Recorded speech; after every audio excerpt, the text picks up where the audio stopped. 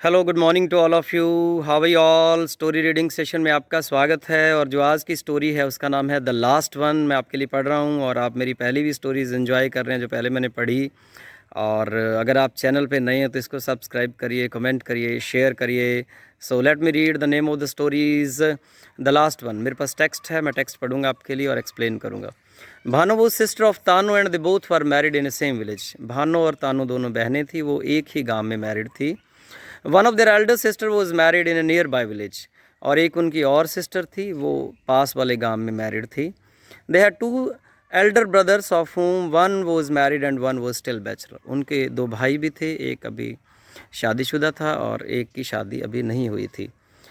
Then Tanu started living in a city but Bhanu still lived in a village. Tanu ने शहर में रहना शुरू किया, भानु अभी गांव में रहती थी। भानु हैड ए देवर who was still unmarried. Bhanu का एक देवर था, वो अभी अनमैरिड था। शी हैड 3 ननद्स and they all were married. लेकिन उसकी 3 ननद थी, वो तीनों की तीनों मैरिड थी। When her devar was married on the basis of false pressure of her sister.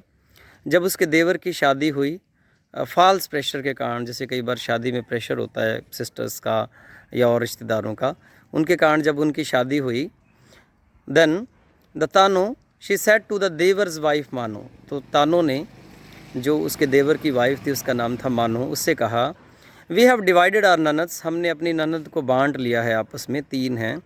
The elder one goes to Tano. Elder one Tano के पास चली जाएगी, यानी जो भी उसका देख रेख, उसका रख रखाव, ख्याल, जब भी वो आएगी उसको कुछ लेना देना, जो भी रीति रिवाज है उसके अकॉर्डिंग वो तानो करेगी। The middle one to me and the younger one goes to you. बीच वाली है वो उसको मैं हैंडल करूँगी और जो छोटे वाली आप उसको हैंडल करोगे। But at this Mano said that this is not fair, कि ये फेयर नहीं है। We can never ever do like this, हम ऐसा नहीं कर सकते। But Bhanu firmly said this is final from our side, कि हमारी साइड से ये फाइनल है।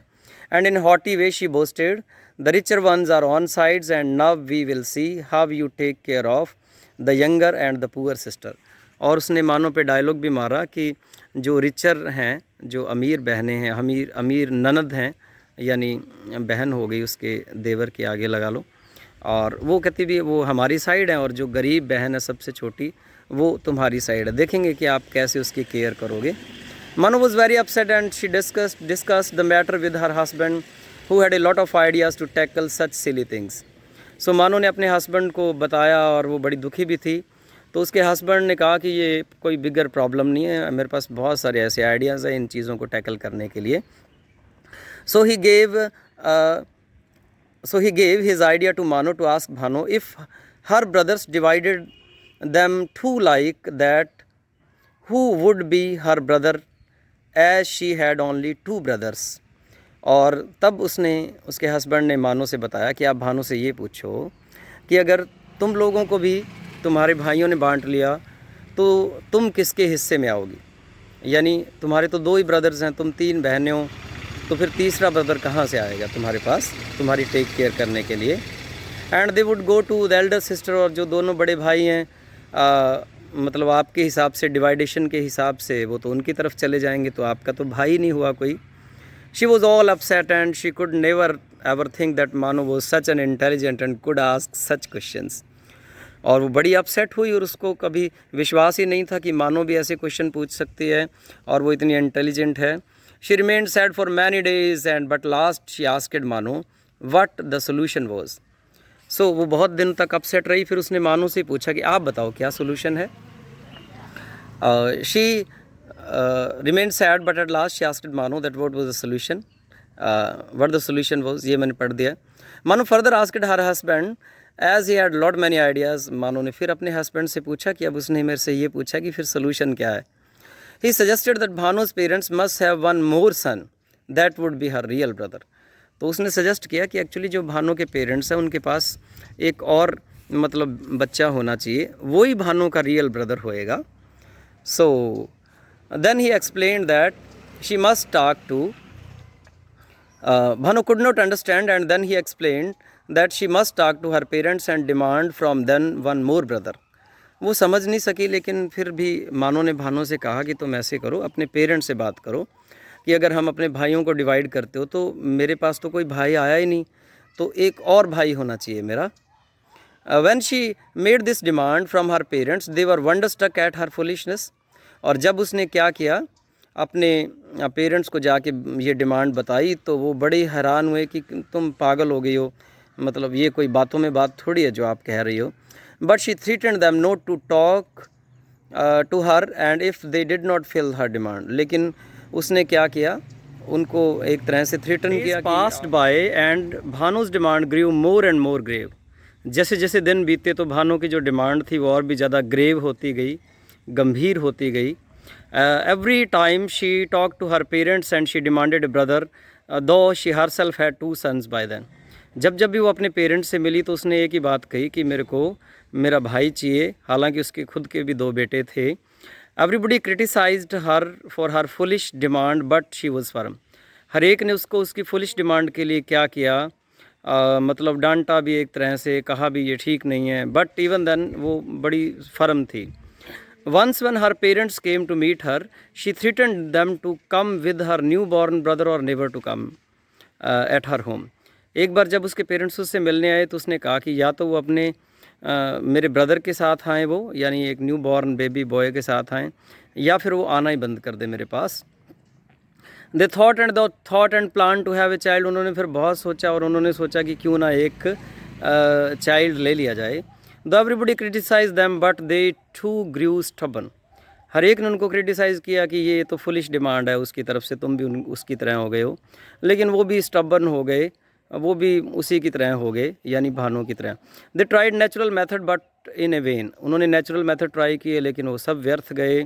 Then they adopted a test tube baby system and were blessed with son. फिर उन्होंने टेस्ट ट्यूब बेबी का सहारा लिया और उनको पुत्र प्राप्ति हुई. They were happy and they gave this news to his daughter Bhanu and her joy knew no bounds. और जैसे ही उनके घर में पुत्र प्राप्त हुआ तो वो भागे भागे यानी भानु के घर गए और उसको ये हैप्पी न्यूज़ दिया. भानु की खुशी का ठिकाना नहीं रहा. She told Mano that her real brother has come in this world and now no one could make a taunt on her. और फिर भानु ने मानो को बताया कि उसका रियल ब्रदर इस दुनिया में आ चुका है, अब उस पर कोई टॉन्ट नहीं कर सकता. They were very happy and they gave this news to their daughter Bhanu and her joy knew no bounds. और उनके घर में लड़का हुआ तो उन्होंने ये न्यूज़ भानु को दिया और भानु बहुत ज़्यादा खुश हुई. She told Manu that her real brother had come in the world and now she could not make a taunt on her. और फिर उसने भानु ने मानो को बताया कि उसका जो रियल ब्रदर है वो इस दुनिया में आ चुका है, अब वो मतलब कोई भी उस पर टॉन्ट नहीं मार सकता. मानो वॉज आल्सो सरप्राइज्ड. मानो बड़ी सरप्राइज्ड हुई. नंदलैस शी कॉन्ग्रेचुलेटेड हर. उसने उसको कॉन्ग्रेचुलेट भी किया. The name of the new born baby was kept the last one, मतलब अखीर लो. तो उसका नाम रखा गया लास्ट वन, मतलब जो लास्ट में जन्मा था. अखीर लो शब्द उसका रखा गया. When he was brought at Bhanu's home, he was overwhelmed with joy and her 2 sons took care of their maternal uncle. और जब वो भानु के घर लेके आए उस लड़के को, भानु बड़ी खुश हुई. उसके दोनों बेटे मतलब उसके भांजे, उनका न्यू बॉर्न मामा था वो, उस यानी भांजों ने मामा की बड़ी केयर की. अदरवाइज़ होता ये है कि मामा जो है वो भांजों की बड़ी केयर करते हैं. They took him in a lap and made him sleep by lullabies. और उन्होंने उनको गोद में लिया और लोरियाँ सुनाई and they were all happy. Her nephews taught him alphabets and provided him his dresses. और होता उल्टा है कि मामा है वो भांजों को ड्रेसेस दिलाते हैं, लेकिन अपोजिट हुआ, उन्होंने ड्रेसेस दिलाई या जैसे जैसे वो बड़ा हुआ उन्होंने उसको पढ़ाया लिखाया. Often we see that maternal uncle take care of their nephews but here nephews take care of their maternal uncle. ये बात मैं ऑलरेडी पहले ही बोल चुका हूँ आपको. as he grew he studied less and worked more in the fields. जैसे जैसे वो बड़ा हुआ तो उसने कम स्टडी की, खेतों में काम ज़्यादा किया. he even remained in the company of saints often. वो संतों की कंपनी में रहा. he leaned towards sainthood at the age of 22 and he embraced sainthood. और 22 साल की उम्र में वो जो था वो संत बन गया, सेंटहुड को उसने एम्ब्रेस कर लिया. और he remained a saint till age of 35. 35 साल की उम्र तक वो संत रहा. Later became a Shah in one of the दरबार्स ऑफ पीर बाबा. फिर वो एक पीर बाबा के दरबार में शाह बन के वहाँ पे मतलब संत बन के बैठ गया, शाह संत. And he was known as Baba Khirla Shah, और उसको फिर बाबा खीरला शाह कहने लगे सभी लोग। People came and took his ashirwad and blessings, लोग आए और उसके आशीर्वाद ले लेके गए। According to the people their wishes were fulfilled at the darbar of Baba Khirla Shah, और लोगों के अकॉर्डिंग उनकी विशेज़ कंप्लीट होती थी खीरला शाह के दरबार में या उस दरगाह में। एट द एज ऑफ 84 ही टुक समाधि and vanished from the place, और 84 की एज में उसने समाधि ली और वो वहाँ से यानी अपना चोला छोड़ गए, वैनिश्ड हो गए। Now a fair is held every year on the Dargah of Pir Baba to commemorate उर्स, और अब क्या है, उस पीर बाबा का वहाँ पे मेला लगता है, उर्स मनाई जाती है वहाँ पे। The death anniversary of Baba Khirla Shah पे ये जो फेयर है वो ऑर्गेनाइज होता है। And his favourite dish kheer is distributed there in a holy langar, और उसकी एक फेवरेट डिश थी जिसका नाम था खीर, जो आप खीर आप अक्सर खाते हैं, और वो वहाँ पे डिस्ट्रीब्यूट होती है ए होली लंगर के तौर पे। As he was fond of having kheer a lot during his life time, क्योंकि पूरी लाइफ टाइम में उसको खीर बहुत अच्छी लगी। That's why he was called electronic Khirla Shah, Khirla Shah, Baba Khirla Shah. So this was the story and this might have been strange for you. How did you enjoy this? और ये मैंने 17 की 17 stories आपके लिए पढ़ के YouTube पे डाल दी हैं, और सारी स्टोरीज़ आप सुनिए, उन पे जो भी आपका कंसर्न कमेंट है, आपकी राय है वो दीजिए। आपने चैनल सब्सक्राइब नहीं किया तो चैनल सब्सक्राइब करिए। थैंक यू वेरी मच, और मैं आपके लिए और बहुत सारी स्टोरीज़ कमिंग टाइम में लेके आ रहा हूँ। Keep listening. So nice of you. Thanks a lot.